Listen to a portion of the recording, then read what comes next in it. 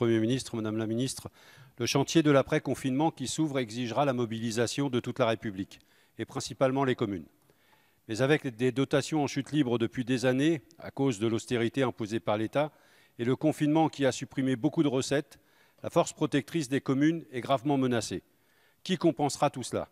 Stationnement, loyer, concessions, taxes sur les marchés, cantines municipales et autres recettes et taxes que touchent les communes. Qui paiera pour compenser les efforts que fournissent les communes sur leur propre budget pour aider au déconfinement?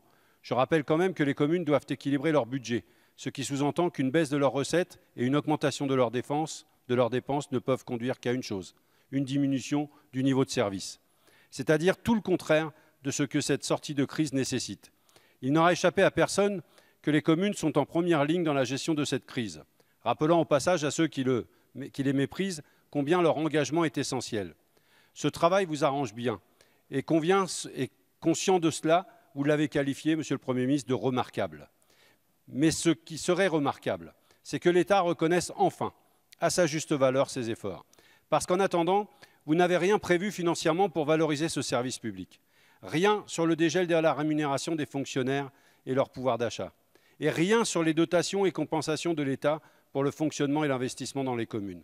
Vous vous êtes même permis de proposer d'attribuer une prime de 1 500 € aux agents, c'est une bonne chose, que vous demandez aux mairies de payer.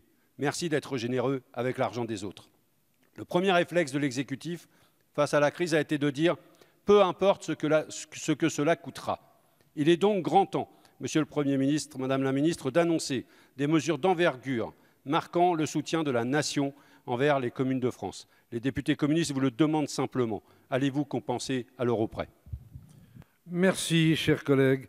La parole est à Madame Jacqueline Gourault, ministre de la Cohésion des territoires et des relations avec les collectivités territoriales. Merci, Monsieur le Président.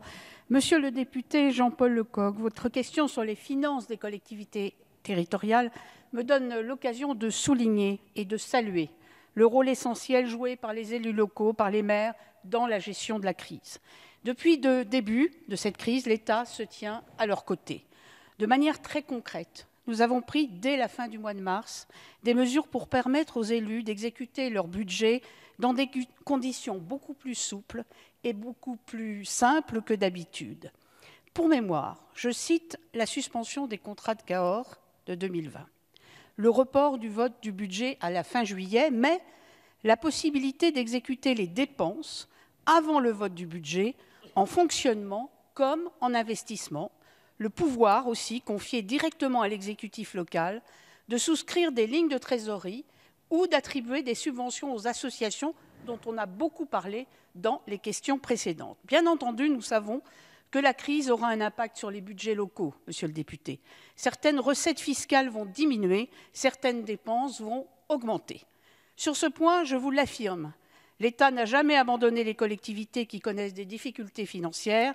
Il ne les abandonnera pas aujourd'hui. C'est d'ailleurs tout le sens de la politique que nous menons depuis 2017. Contrairement à ce que vous avez dit, je vous rappelle que nous avons mis fin à 4 ans de coupes budgétaires dans les dotations, un engagement tenu sans faillir depuis le début du quinquennat. Je voulais vous prévenir, ou vous annoncer, ou vous dire, si vous le saviez déjà, que c'est dans cet esprit que le Premier ministre a décidé de confier à Jean-René Cazeneuve, président de la délégation collectivité territoriale de cette Assemblée, une mission d'évaluation de l'impact de la crise sur les finances locales. Ce sera très important, car naturellement, l'impact sera très variable sur les territoires. On sait qu'il y a des communes déjà qui souffrent beaucoup, comme les communes touristiques, par exemple, ou comme les communes d'outre-mer. Le gouvernement travaillera en lien étroit avec cette mission pour construire une réponse efficace et partagée aux difficultés des collectivités territoriales. Et si certaines d'entre elles avaient des difficultés de trésorerie, nous serions là. Merci, Madame la Ministre. La parole est à Monsieur